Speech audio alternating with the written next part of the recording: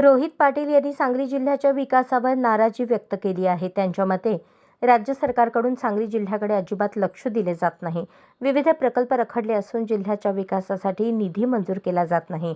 शेतकरी, तरुण आणि व्यापारी या सर्वांनाच याचा फटका बसत आहे। जिल्ह्याचा समतोल विकास होण्यासाठी सरकारने ठोस पावले उचलावीत अशी मागणी त्यांनी केली आहे। सांगलीकरांना न्याय मिळणार का हे पाहणे महत्त्वाचे ठरणार आहे।